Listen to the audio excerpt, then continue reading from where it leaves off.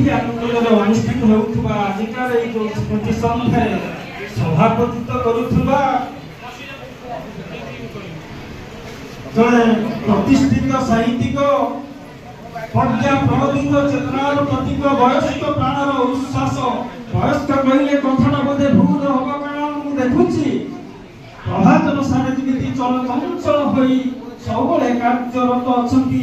এই বয়সের মধ্যে দৌড়া ধাম্পড়া করে এত গুড়িয়ে সাহিত্যিক সাংস্কৃতিক সামাজিক অনুষ্ঠান সহিত সংশ্লিষ্ট ও জড়িত নিজকে রখি যেপরি ভাবে সে কার্য করুଛନ୍ତି সেই মহান সাহিত্যিক ইঞ্জিনিয়র বিশিষ্ট লেখক সারা সংসদর সভাপতি এবং এখানকার সভাপতি ইঞ্জিনিয়র ডক্টর প্রভাকর স্বামী মহোদয় আজি আউ অতিথি আমি পাইছু আজি মুখ্য অতিথি ভাবে পাইছু সুরারম রাউত মহোদয়ଙ୍କୁ যে কি গুরুশ্রী সম্মান নিকটরে পাইবা পাই এই অল্প দিন মাত্র গোটে দুই দিন হব আমি সংবাদপত্রে পড়িছু।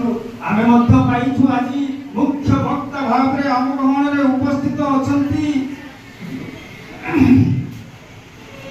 संघमित्रा बेहरा महोदय, प्रोफेसर डॉक्टर संघमित्रा बेहरा महोदय आम गणरे मध्य अछंती अनुष्ठान उपसभापति संजीव कुमार पट्टनायक महोदय आम गणरे अछंती अनुष्ठान संपादक चौधरी डॉक्टर चौधरी सत्यदास महोदय सर्वोपरि मैडम मध्य अछंती मंजुश्री शास्त्री महोदय आम निकट अछंती सर्वोपरि आपण माने समस्त अछंती जो माने कि अधिकार सभार प्रमुख गुरुत्व रक्षा करुछंती सेही अभिभावक माने छात्र छात्री माने सबुठार मेय जो माने मोठु बली आपड़ा सेही देशर भविष्यत छात्र छात्री युवबंधु माने एठारे एकत्रित होइथिबारु एवं सेही अवसर रे आज एही सम्मानजनक पुरस्कार टिकट मते मिलुथिबार वास्तव रे मु बहुत ही कृतज्ञ समस्त निकट में कृतज्ञता ज्ञापन करने को बाध्य।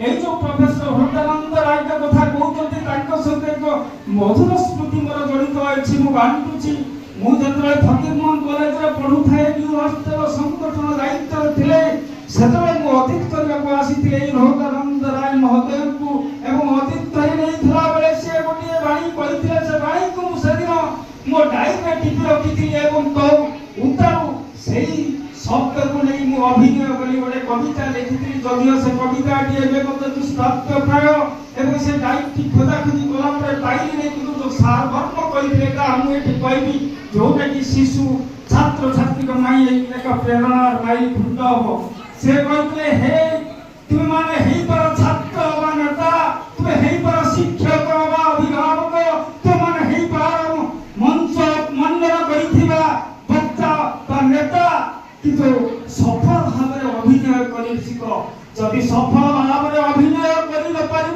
मिले से अभिनय अर्थात जदि आम जीवन में जो भूमिका निभाऊँगी से भूमिका को यदि सठिक भाव निभे पाइबा तारे जीवन रंगमंच अभिनय हम सफल जीवन हम सार्थक किंतु अभिनय भितर अभिनय हेले ताहा मो छलना या हृदयानंद राय से दिन मो प्रेरणा मु जो हॉस्टल जो आनुअल फंक्शन शुणी से मन रखी आज पुणी तांकरी ना दिया स्मृति समारोह जो पुरस्कार दिखाई था खूब परिमाण में कृतज्ञता ज्ञापन करुच्ची कृतज्ञ हो पड़ुची हृदयानंद राय निकट में कृतज्ञ हो पड़ुची विचारक मंडली पाखे कृतज्ञ हो पड़ुची आपण मान निकट जो मैंने आज जो सम्मानजनक पुरस्कार मत मिलूँ से साक्षी हाँ आपण मैंने अंतत उपस्थित अच्छी से मधा प्रति यही कृतज्ञता को मुझे ज्ञापन करूँ। बंधु जिते मुझे आसी साहित्यिक आप सम्मुखें रही कृतज्ञता ज्ञापन करुच्ची से मुझे मान सहित मो परिचिति जोड़ी देवा चाहे। हाँ मुझे जड़े साहित्य 30-40 पुस्तक लिखी लेखे गप मु लेखे प्रबंध मु लेखे शिशु साहित्यिक मु लेखे उपन्यास मुझे लेखे आत्मजीवनी जिते जाए साहला लेखि पकाई एमती गोटे खियाली मनुष्य खियाली जिते जा भाव लेखे मु चिंता करी मो लेखाटी उत्कृष्ट हम सर्वोत्तम सफल ପହଞ୍ଚିବ। ମୁଁ ଗୋଟିଏ ଲେଖିବାର ନିଶାରେ ଲେଖିଯାଏ। ଲେଖିବାର ନିଶା ଏମିତି ମୋତେ ବିଭକ୍ତ କରିଦିଏ। ରାତି ପୁଣି ଏଇ ଯୋଉ ଲେଖନ ସମୟ ଆପଣମାନେ ଶୁଣିଥିବେ, ବହୁ ସାହିତ୍ୟ ମାନଙ୍କ ପାଖରୁ ସେମାନେ ଲେଖିବାର ବିଭିନ୍ନ ପ୍ରକାର ସମୟ ଦେଇପାରନ୍ତି। ମୋ ଲେଖିବା ସମୟ ଏକଦମ ନିଆରା। ମୋ ଲେଖିବା ସମୟ ହେଉଛି ରାତି 11ଟା ପରେ ଖାଇ ପିଇ ସାରିଲା ପରେ ବିଛଣାକୁ ଗଲାବେଳେ ମୋତେ କାହିଁ ନିଦ ହୁଏ ନାହିଁ। ମୁଁ ଶୋଇପାରେ ନାହିଁ। କିଛି ଗୋଟେ ନ ଲେଖିଲେ ସେମିତି ସେ ଲେଖାଟିଏ ରାତି 1ଟା ହଉ 2ଟା ହଉ ନ ସରିଲା ଯାଏ।